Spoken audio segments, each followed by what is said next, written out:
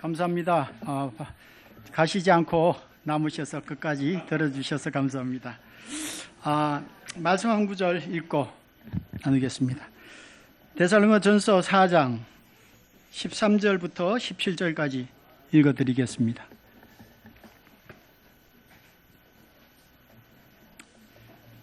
네, 13절.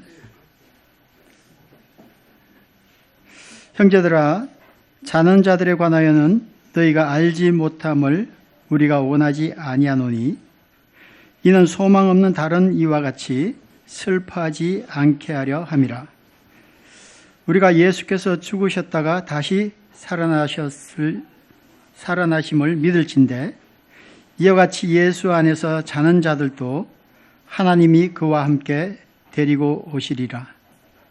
우리가 주의 말씀으로 너에게 이것을 말하노니 주께서 강림하실 때까지 우리 살아남아 있는 자도 자는 자보다 결코 앞서지 못하리라.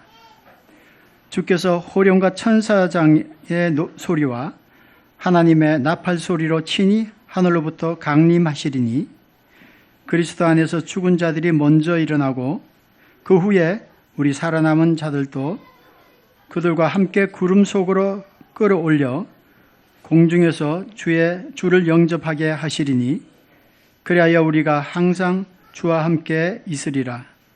그러므로 이러한 말로 서로 위로하라. 저희 아버님과 어머님 먼저 하늘나라에 가셨습니다.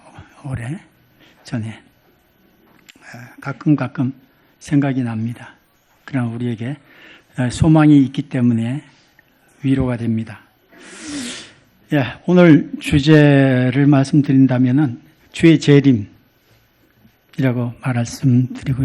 드릴 수 있는데요. 왜 이 재림을, 주님의 재림을 기다릴 필요가 있냐면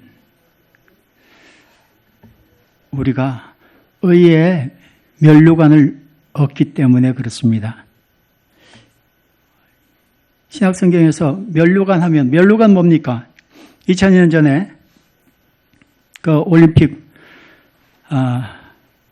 이런 대회에서 복싱이나 달리기 이런 것이 보통 있었던 것 같아요. 그래서 딱 1등 하는 사람에게 면류관을 줍니다. 그죠? 온 군중으로부터 아주 추앙을 받고 대단할 겁니다. 그 사람들은 썩어질 면류관을 위해서 싸웠지만 우리는 진짜 영원히 남을 그런 면류관을 받는 거죠. 그래서 주의 재림을 기다리지 않는다면 우리가 성경에 나와 있는 7개 정도의 면류관이 있는데 그 중에서 중요한 거 하나 놓치게 됩니다. 의의 면류관. 이것은 주의 재림을 사모하는 사람들이 받는 것이기 때문에 주의 재림에 대해서 분명히 알아야 되고 또 기다릴 이유가 있는 것이기 때문에 주의 재림에 대해서 나누고 싶습니다.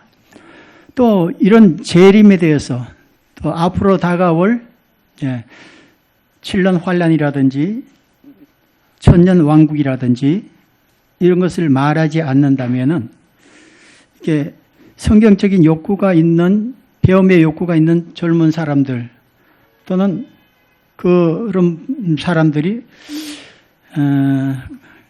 이 성도님들도 다른 쪽으로 방향을 자꾸만 생각할 수도 있어요. 이 계시록을 풀 때.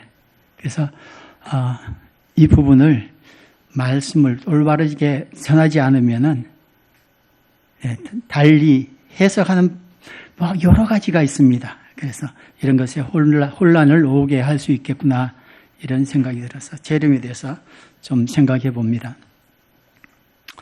먼저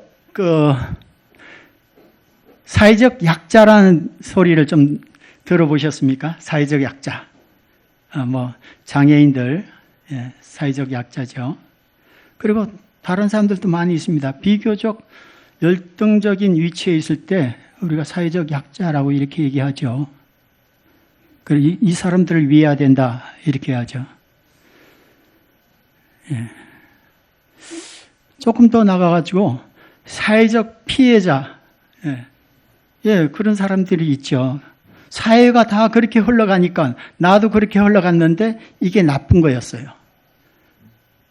죄가 되는 것이고 걸리게 되는 거고. 사회적인 피해자. 제가 잠시 나왔는데 극동방송 복음 상담 좀 해달라고 해가지고 형제들이 몇 사람 갔어요. 그래서 전화 걸고 이렇게 복음 상담을 하는데 그때 연결된 사람이 한 3년 됐는데 전화가 또 왔어요. 종종 오는데 상담을 하는데 자기 주위에 주위가 온통 마귀로 뒤덮여 있다는 거예요. 그래가지고 너무 힘들다. 이 환경이 지금 상황이 너무 힘들다. 이런 얘기를 하면서 호소를 했습니다. 그렇습니다. 사실은 그 사람뿐만 아니라 우리 모두가 사회 속에 속해 있습니다. 우리가 구원만 받았지 아직도 이 몸을 입고 있는 한은 이 땅을 떠날 수가 없습니다. 그냥 같이 살아나갑니다.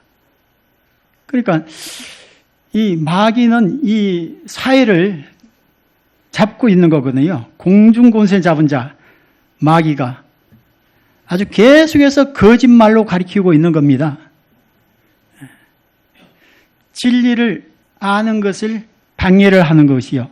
또 어떻게 너 인생은 너의 거니까 마음대로 살아봐라 이렇게 방림에 노출시키게 하는 것이 사회적인 그 가르침이죠. 전부 분위기가 다 그래요. 이 땅에서 잘 살 수가 있다. 너 잘 살 수 있어. 미래에 대해서 생각하지 마. 이 땅에서 잘 사는 거야. 이런 거라든지. 너는 오를 수가 있어. 어떤 명예적인 것이라든지.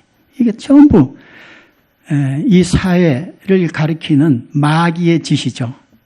이런 영향권 안에 우리가 살고 있습니다. 그렇지 않습니까? 만약에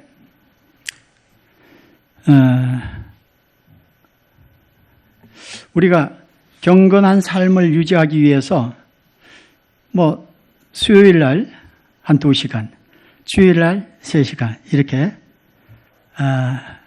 교회에서 보내는 거 외에 다른 것으로 영적인 삶을 영위하지 않는다고 한다면 얼마나 많은 시간을 이 사회에 노출시키고 있는 겁니까? 하루에 24시간 곱하기 일주일이면 7 곱하기 7 하면은 168시간. 거기다가 5시간을 고작 빼고 나면은 거의 다 163시간이 다 사회에 노출시키는 이런 상태에 살고 있습니다. 사실은 교회 생활 하는데도 불구하고 사회에 생각들이 들어왔다 나가고 막 그러지 않습니까? 얼마나 많이 노출되고 있는지 모릅니다. 우리야말로 사회의 피해자들입니다.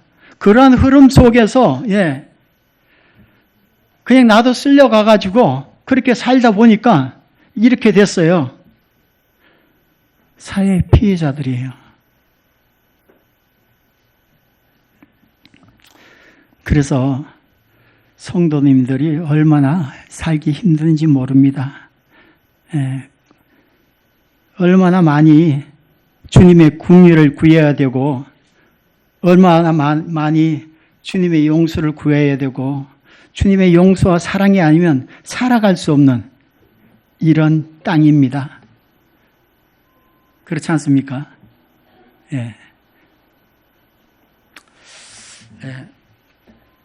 만약 마귀가 일순간에 그 뿌리부터 이렇게 잘라서 옮겨 놓는다고 한다면 이 지구상이 아니라 영원한 지옥불에 또는 이렇게 옥에 던져버린다고 한다면 얼마나 이 땅이 살기 좋은지 모르겠어요. 그 나쁜 영향을 받지 않으니까. 자꾸만 그 사단이 계속해서 안 믿는 사람들을 통해 가지고 거짓 가르침을 갖게 하고 그 사회 전체가 그렇게 살게 합니다. 믿지 못하게 하고.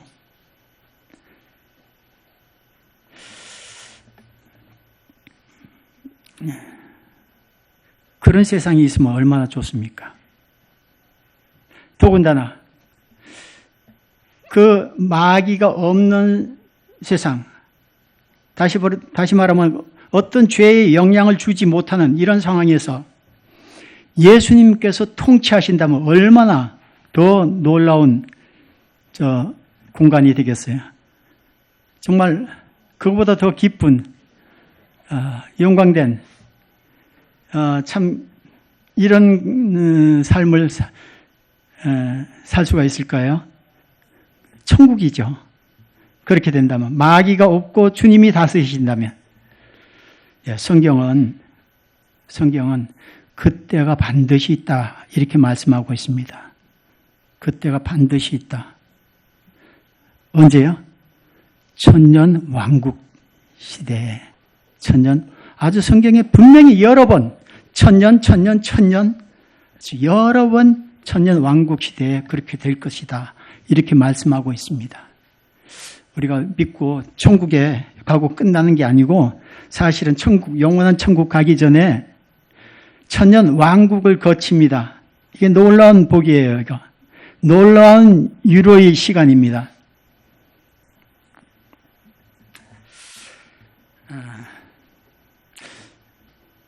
성경 우리 성서사전을 앱을 통해 가지고 천국을 치시면은 한 37번 정도 천국이 나올 겁니다. 근데 36번이 마태복음에 있어요. 물론 이제 이거 천국 단어 외에 다른 영원한 삼중천을 영원한 천국을 말씀하는 내용들이 또 많이 있습니다. 어쨌든 천국의 번역상 원래는 이 천년 왕국을 가리키는 거예요. 마태복음에서 나타난 그 천국은. 예를 들면은 마태복음 5장 3절에 심령이 가난한 자는 복이 있나니 천국이 저희 것이며. 아니 우리가 구원받을 때 믿으면 구원받는 거 아니에요. 천국 가는 거 아니에요. 근데 심령이 가난한 자는 복이 있나니 천국이 저희 것이며. 이 말씀은 이 땅에 이루어질 천년 왕국을 말씀하고 있습니다. 또 온유한 자는 복이 있나니 저희가 땅을 기업으로 받을 것이요. 여기 보니까 온유한 분들 꽤 많으셔요. 땅 많이 받으셨습니까? 1000평, 1000평? 예, 천년 왕국 때 이루어지는 겁니다. 예. 또 10절에 5장 10절에 의를 위하여 핍박을 받는 자는 복이 있나니 천국이 저희 것이며. 핍박을 받는다? 우린 믿음으로 의롭게 되고 천국 받는 건데 핍박을 받는다? 근데 천국. 예, 다시 말하면요. 천년 왕국을 마태복음은, 특히 마태복음은 그 유대인들을 위해서 기록한 것입니다. 유대인들의 소망이 뭡니까? 이 땅에 우리 주님께서 다스리시는 이 땅을 갈구하지 않습니까? 구약 성경 계속해서 그걸 얘기하고 있어요. 왕이 오셔서 온 세계를 통치하는 그 날이 있다. 그때 우리가 들어가고자 한다. 이것의 소원이 아주 소망이 가득해요. 유대인들은. 어쨌든 천년 왕국, 이것은 하나님께서 분명히 우리에게 보여주신 내용입니다. 오죽 기독교인들이 천년 왕국을 안 믿으니까 말이죠. 잘 안 믿어. 그러니까 왕국회관 들어보셨어요? 이 사람들이 저 사람들 이상하다. 분명히 보면은 땅에서 이뤄준다고 했는데 그 사람들은 이 땅에서 영원히 이거예요. 천국, 다른 천국 없고 잘못됐는 거죠. 그 사람들의 구원이 완전히 잘못됐죠. 어떻게 열심히 하면은 천국 구원받는다 이런 얘기잖아요. 그것도 틀리고 영원히 있는 것처럼 이렇게 가르치는데 그게 아니고, 하여튼 이단들도 이게 고장난 시계도 하루에 2번 맞는다고, 맞춰요. 그러니까 그 사람들이 볼 때, 저 기독교인들은 어떻게 이 천년 왕국이 있는데 없다고 그러냐. 그거 주장하면서 이제 자리 잡은 것이 그 사람들이에요. 천년 왕국 반드시 있습니다. 이거 거치는 겁니다.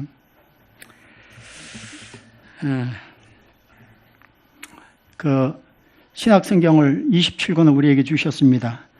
거의 교회를 위해서 주셨습니다. 그 후로도 이 말씀은 없어지지는 않지만 2000년을 위해서 이 신약 성경 27권을 주셨습니다. 그렇다면 1000년이란 기간 딱 정했어요. 그냥 1000년 왕국. 1000년 왕국이 뭐 상당한 비율이지 않습니까? 이 1000년을 이렇게 가치 있게 하셨다면 1000년은 얼마나 가치가 있을까요? 그냥 한 달 뭐 이런 게 아니고 1000년 분명한 가치가 있습니다. 하나님의 관심이 여기 있습니다. 아주 에덴 동산이 파괴되고 다시 이 땅에서 하나님께서 다스리시는 이 땅을 온 세상이 알게 이렇게 다스리시는 것이 하나님의 이 땅의 목표이십니다. 그것도 하나님의 자녀들과 함께 우리도 그게 동참하는 것입니다. 우리 계시록 한번 보시겠습니다. 계시록 20장. 요한계시록 20장 1절에서 10절까지 읽어드리겠습니다.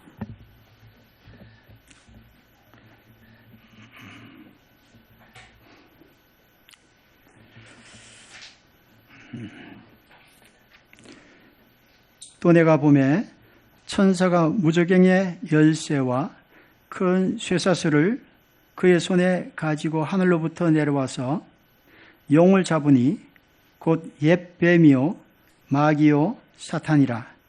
잡아서 1000년 동안 결박하여 무저갱에 던져놓고 넣어 잠그고 그 위에 임봉하여 1000년이 차도록 다시는 만국을 미혹하지 못하게 하였는데 그 후에는 반드시 잠깐 놓이리라. 내가 보호자들을 보니 거기에 앉은 자들이 있어 심판하는 권세를 받았더라. 또 내가 보니 예수를 증언함과 하나님의 말씀 때문에 목배임을 당한 자들의 영혼들과 또 짐승과 그의 우상에게 경배하지 아니하고 그들의 이마와 손에 그의 표를 받지 아니한 자들이 살아서 그리스도와 더불어 1000년 동안 왕노릇하니 그 나머지 죽은 자들은 그 1000년이 차기까지 살지 못하더라. 이는 첫째 부활이라. 첫째 부활에 참여하는 자들은 복이 있고 거룩하도다. 둘째 사망이 그들을 다스리는 권세가 없고 도리어 그들이 하나님과 그리스도의 제사장이 되어 1000년 동안 그리스도와 더불어 왕노릇하리라. 1000년이 참에 사단이 그 옥에서 놓여 나왔어 땅의 사방 백성 곧 곡과 마곡을 미혹하고 모아 싸움을 붙이리니 그 수가 바다의 모래 같으리라. 그들이 지면에 널리 퍼져 성도들의 짐과 사랑하는 성을 두르매 하늘에서 불이 내려와 그들을 태워버리고 또 그들을 미혹하는 마귀가 불과 유황못에 던져지니 거기는 그 짐승과 거짓 선지자도 있어 세세토록 밤낮 괴로움을 받으리라.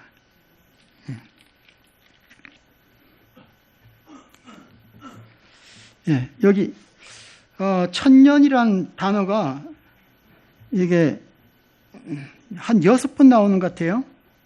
2절에도 1000년 동안 결박하여 3절에도 1000년이 차도록 4절 마지막 부분에는 그리스도와 더불어 1000년 동안 왕노릇하니 5절에는 1000년, 그 1000년이 차기까지 살지 못하더라.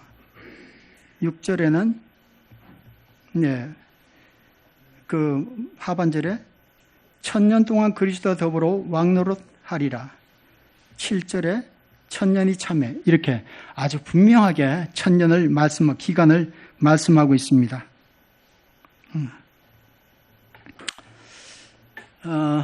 우리가 계시록을 그냥 읽으시면은 지루하고 힘들고 그럴 거예요. 근데 이거 안 읽자니 하나님이 읽는 자와 듣는 자가 복이 있다고 했는데 안 읽자니 좀 심심해요. 복을 못 받을까 봐. 읽긴 읽어야 되는데 재미가 없단 말이에요. 근데 이렇게 하시면은 훨씬 좀 명확해지는 것 같아요. 그 6장에서부터 19장까지는 지금 읽은 20장 전 6장에서부터 19장까지는 7년 환란 때 일어날 일이니까 하나님이 어떻게 아주 이 땅을 멸하시는지 하나하나 말씀하고 있는 거죠. 그래서 7인, 7나팔, 7대접 이것이 하나하나 쏟아지면서 어떻게 작은 그냥 벌하시는지 그 내용들이 나왔습니다. 그러니까 7년 환란 전에 우리가 휴거가 되지 않습니까? 주님이 공중에 오시지 않습니까? 휴거가 되고 우리는 하나님 어린 양의 혼인잔치에 참여하는 그 7년이지만 이 땅의 7년은 아주 정말 잔혹한 이거보다 더 큰 형벌을 보지 못한 이런 장면들이 펼쳐지는 그 7년이죠. 그리고 7년 환란이 끝나면 우리는 이 땅에 주님과 함께 내려오지 않습니까? 혹시 그런 그림 보셨습니까? 하가가 그려놓은 그림. 예수님께서 병마 타고 오시는데 온 성도님들과 천군 천사들이 함께 이렇게 오시는 거예요. 이 땅에서 감람산에 오시는 거죠. 그겁니다. 휴거된 모든 성도들 그리고 일찍 돌아가신 모든 분들 다 같이 이 땅에 오시는 겁니다. 그러면 이 땅에는 누가 있는가? 7년 동안 그 환란 속에서 믿음을 갖고 끝까지 배신하지 않은 견딘 사람들이 통과하게 되는 거죠. 예를 들면 유대인들 중에서 14만 4천 명 또는 이방인들 중에서 다수가 휴거되고 난 뒤에 깨닫는 거예요. 갑자기 믿는다는 사람들이 싹 없어졌다. 한순간에. 이건 뭔가 큰일이죠. 이거는. 그때야 정신이 드는 거예요. 내 친구가 말했는 것이 맞는가 봐. 예수님이 구수의 주가 맞는가 봐. 이래가지고 성경을 다시 보고 이런 사람들이 있어요. 늦었지만 그 환란을 피하기는 그 환란을 통과하면서 그 믿음을 지키면서 통과해야 되는 거예요. 심지어는 이제 목배임을 당하고 그 인을 받지 않아가지고 말이죠. 끝까지 견딘 그 어려운 가운데서도 먹지 못하는 그 어려운 가운데서도 끝까지 견딘 그 사람들이 육체로 7년 환란을 통과해서 천년 왕국에 입성하게 되는 거죠. 그 천년 왕국의 시작은 100% 의롭게 된 사람들이 시작되는 겁니다. 100% 의인이죠. 죄인은 하나도 남김없이 다 죽을 거니까 이 땅에서. 하도 많이 죽으니까요. 이게 삽질해가지고 묻어줄 시간이 없습니다.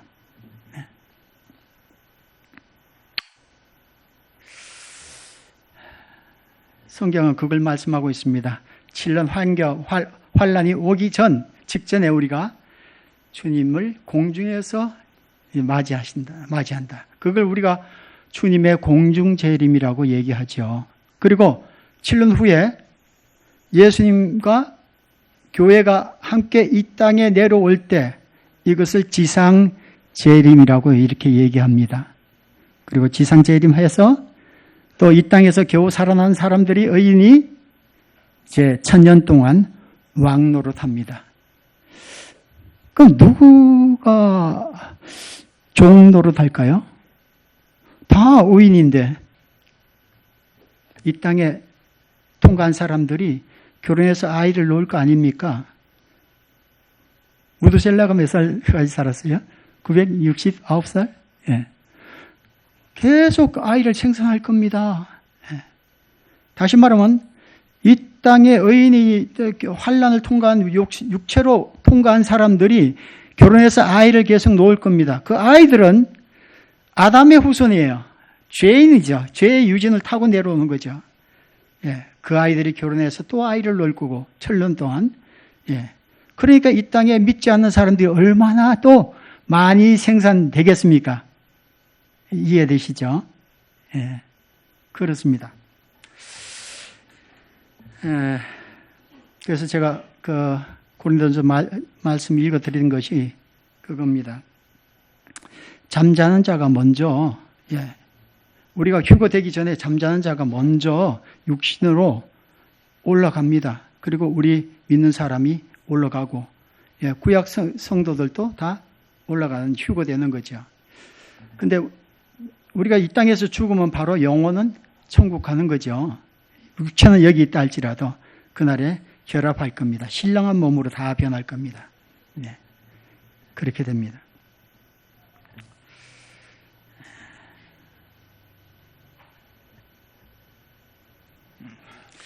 그래서 그 천년 왕국에 대해서 조금 말씀을 드리고 싶습니다.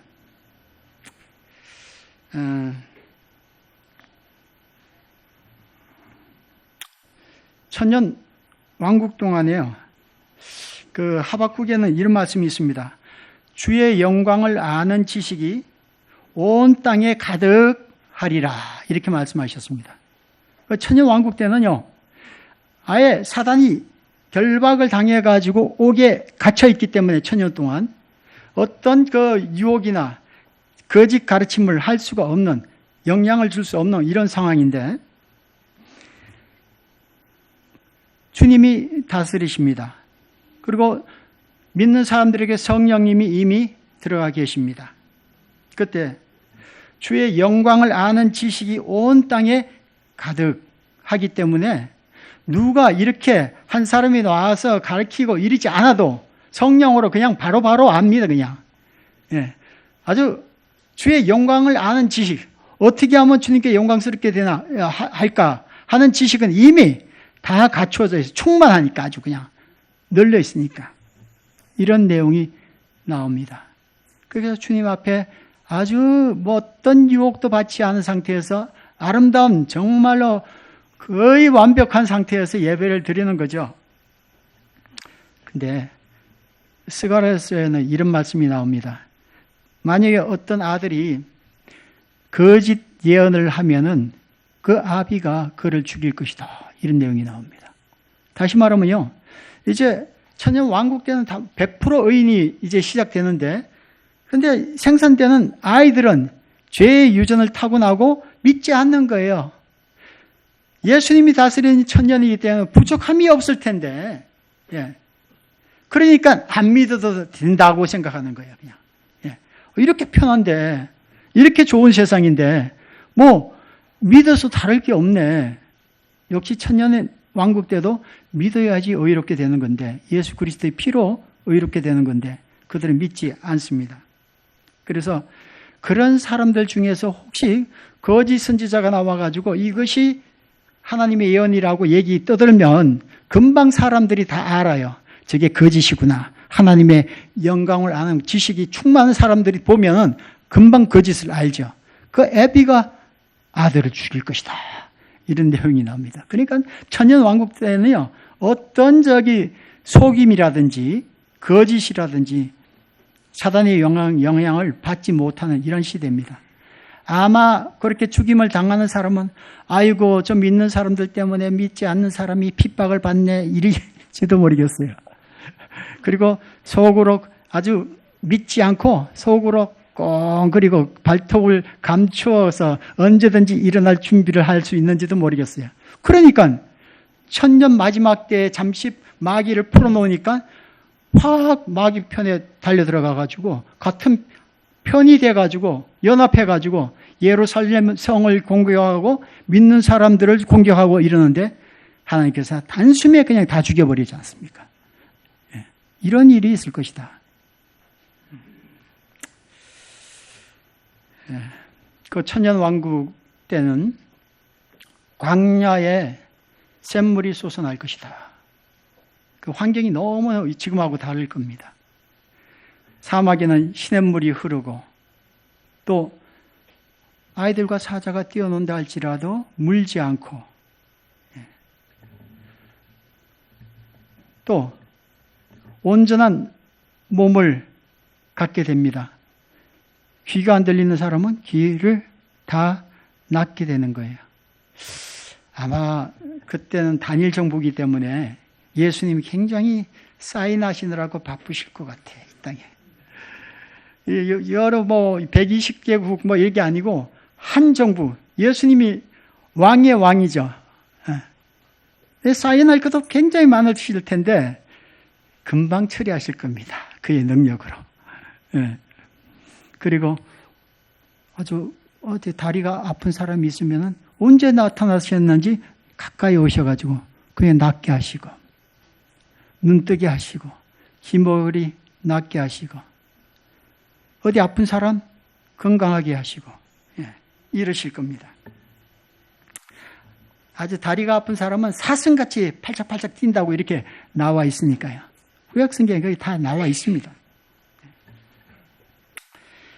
너무나 이 땅은 환경이 완전히 달라졌어요. 사막에서도 물이 넘치니까 말이죠. 아주 푸르고 먹고 살 수 있는 모든 과일들이 주렁주렁 아주 충분히 열리고 집도 다 하나씩 가꾸실 텐데 이게 아파트 지금 굉장히 비싸고 좋아하죠. 근데 그날에는 이런 기후야, 이렇게 좋은 세상에 그 닭장 속에 있을 이유가 뭐 있겠나 이렇게 생각할 수도 있겠다는 생각이 들어요. 넓은 말이죠. 집을 짓고 넓은 정원을 가지고 말이죠. 아주 좋은 경치 옆에다가 문화는 이제 그대로 물려봤습니다만은 그 문화 속에서 나쁜 문화는 싹 글러지겠죠. 집을 짓고 난 뒤에 열쇠를 만들고 이렇게 안 해도 됩니다. 도둑이 없어요. 충분히 사니까. 잘 살아요, 그냥 다. 어디가 경치가 좋다면은 아주 마음대로 자유여행이 되고요. 사고 나서 죽었다. 이런 사람도 못 들어볼 겁니다. 아주 생각지도 못하는 교통수단이 발달해가지고요. 제일 좋은 데서 누릴 수도 있고 말이죠. 강도가 있을 필요가 전혀 없습니다. 완벽한 체제의 우리 주님의 다스리는 완벽한 에덴 동산을 가꾸실 것입니다.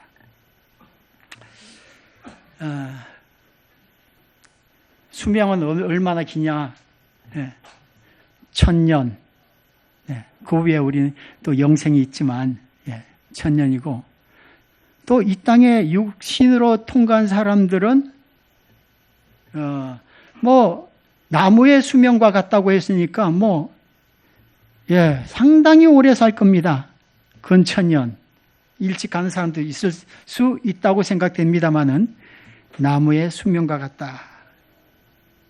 그리고 무엇보다도 우리 주님과 함께 누리는 이 누림, 왕노릇 하리로다 이랬지 않습니까?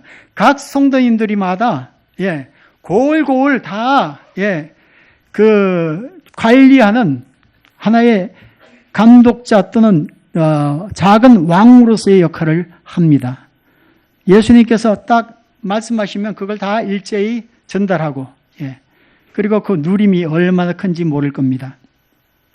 이 땅에 있는 모든 슬픔, 지금의 모든 슬픔도 싹 거두어져서 없어질 만큼 깜짝 놀랄 만한 그런 환경을 우리에게 제공해 주실 것입니다.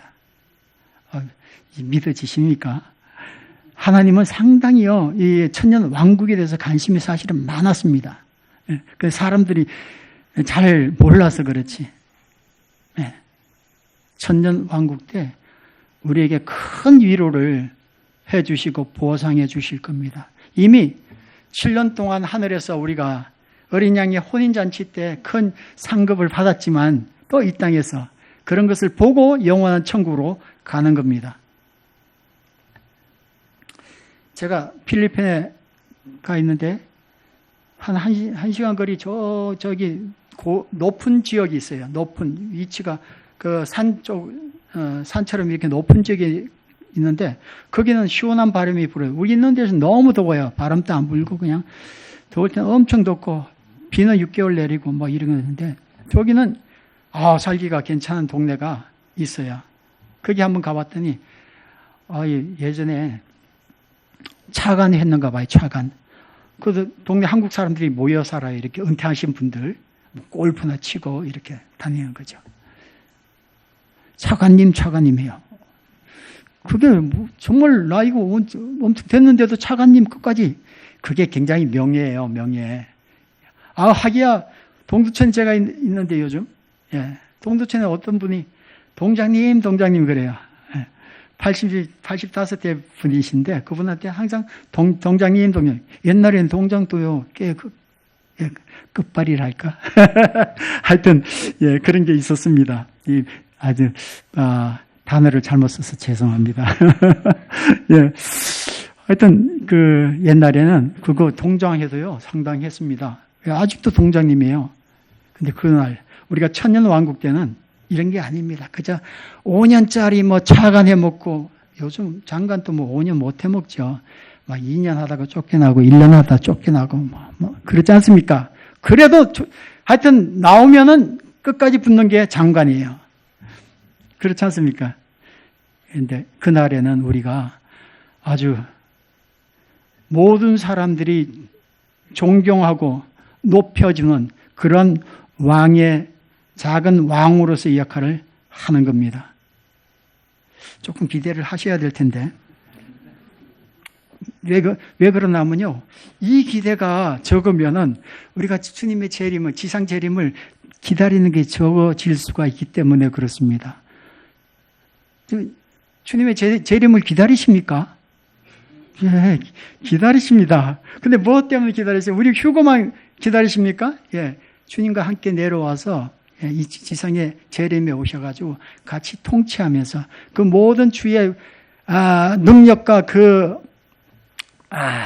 모든 평안, 모든 기쁨 이런 걸 다 누리는 거예요. 이 땅에서.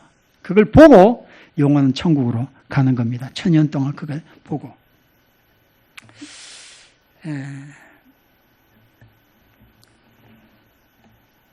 그 요한계시록 22장에 보시면은 마지막 분에 보면요. 22장 20절 말씀 보면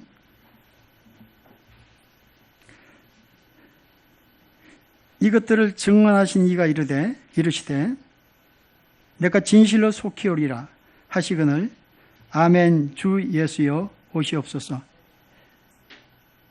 예수님께서 내가 진실로 정말 속히 오리라 하시거늘 우리가 같이 읽어봅시다. 아멘 주 예수여 오시옵소서 이랬습니다. 이 주님을 우리가 기다리는 겁니다. 주님 정말 진실로 속히 온다.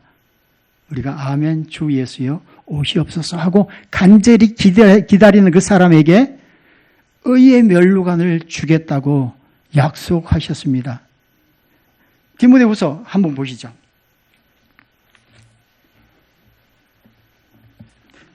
디모데후서 4장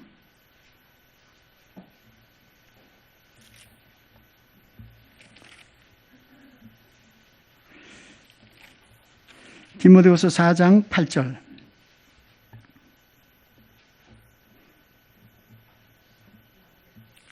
네, 8절, 4장 8절. 같이 한번 읽어볼까요? 이제후로는 나를 위하여 의의 면류관이 예비되었으므로 주 곧 의로우신 재판장이 그날에 내게 주실 것이며 내게만 아니라 주의 나타나심을 사모하는 모든 자에게도니라. 사도 바울이 그러는 거예요. 내가 의의 면류관을 받을 것이다 하는 것을 알고 있는 거예요. 그런데 나뿐만 아니라 주의 오심을 사모하는 모든 사람들이 의의 면류관을 받을 것이다 이랬습니다. 의의 몇 가지 면류관 몇 개 없는데 생명의 면류관 뭐 이런 거 있지 않습니까? 7개 정도밖에 안 돼요. 1등 하는 사람한테 받는 그 영광입니다. 그 영광 중에서 다른 건 난 몰라도 의의 면류관 요거 하나는 받자. 이렇게 생각하신다면은 주님의 오심을 사모하면 되는 거예요. 주님 오십시오. 제가 그날을 기다리겠습니다. 이렇게 하면 의의 면류관이 조건이 그겁니다. 기다리는 거 외에 이 구절 외에 의의 면류관 다른 구절이 없습니다. 다시 한번 8절 같이 한번 읽어보겠습니다. 이제후로는 나를 위하여 의의 면류관이 예비되었으므로 주 곧 의로우신 재판장이 그날에 내게 주실 것이며 내게만 아니라 주의 나타나심을 사모하는 모든 자에게도니라. 그렇습니다.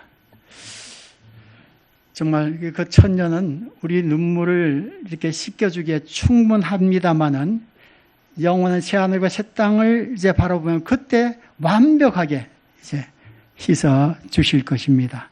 다 잊어버리고 정말로 영원한 기쁨 속에서 우리가 옮긴 곳에서 하나님을 온전히 예배하게 될 것입니다. 근데 말이죠. 이 말씀을 하실 때 사도 바울은 이제 이 땅에서 나이가 다 돼가지고 이제 마지막 숨을 거의 쉴 정도의 그런 나이 같습니다. 그래서 그때 6절에 뭐라고 나와 있냐면요. 전제와 같이 내가 부어지고 나의 떠날 시각이 가까웠도다. 사도 바울은 아주 이 땅의 전투를 복음으로 전투하는 전투 시간을 다 가지고 이제 온몸이 이제 더 이상 움직이지 못하는 그런 상황까지 왔는 것 같습니다. 그래서 전제와 같이는 벌써 부어졌다.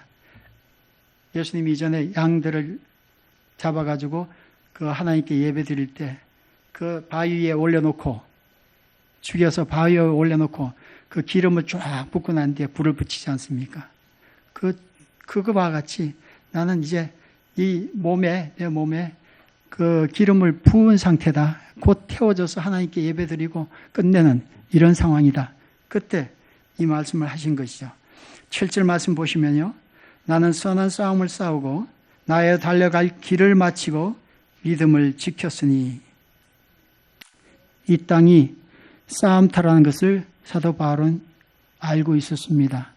계속해서 이 세상은 거짓으로 가리키고 있고 세상의 모든 흐름은 잘못되어 가고 진리를 왜곡하고 저항하고 이런 것이지만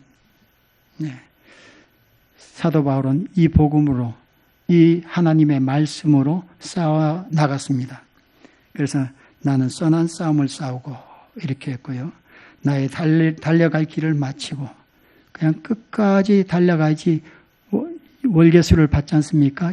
면류관을 끝까지 달려갔고 믿음을 지켰다 이렇게 말씀하고 있습니다. 그래서 이 믿음이 뭐냐? 우리가 알고 있는 구원에 관한 복음 말씀 이거 흔들리지 않는 것이 이게 믿음을 끝까지 지키는 거죠.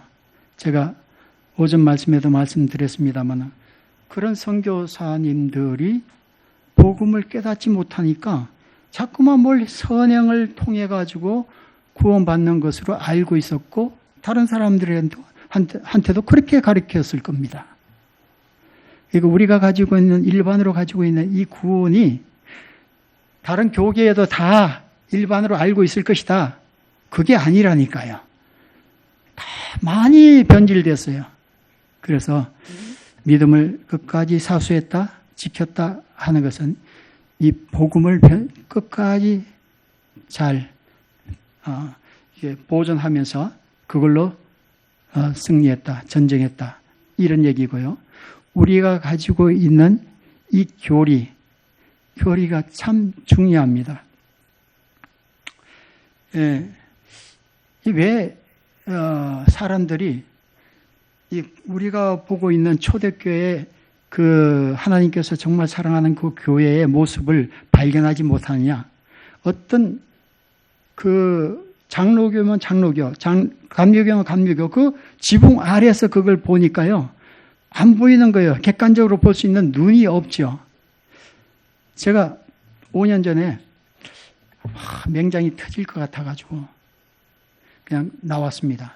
아주 급하게 그게 갔는데 병원에 갔더니 의사도 없고 이래가지고 막 터지려고 해서 나왔습니다.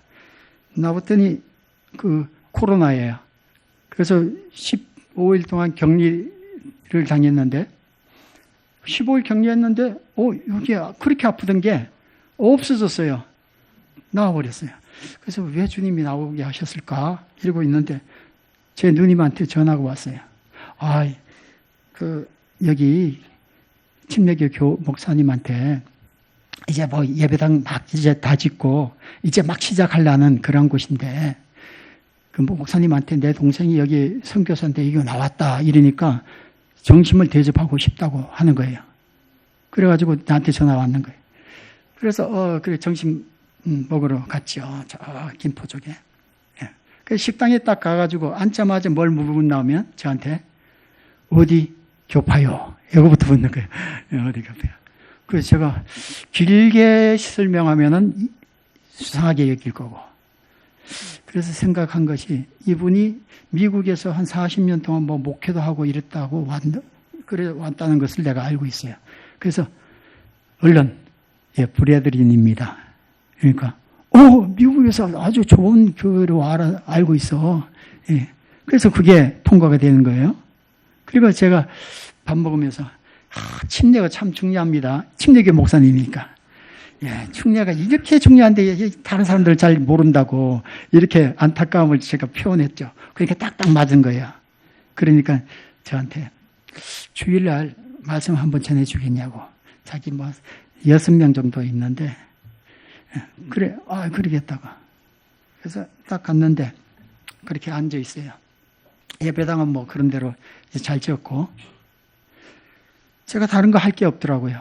뭐 성경 보고를 하겠어요. 내가 뭐가 위로의 말을 하겠어요. 뭐 복음밖에 없어. 딱 보니까 그냥 다 죽은 것 같아.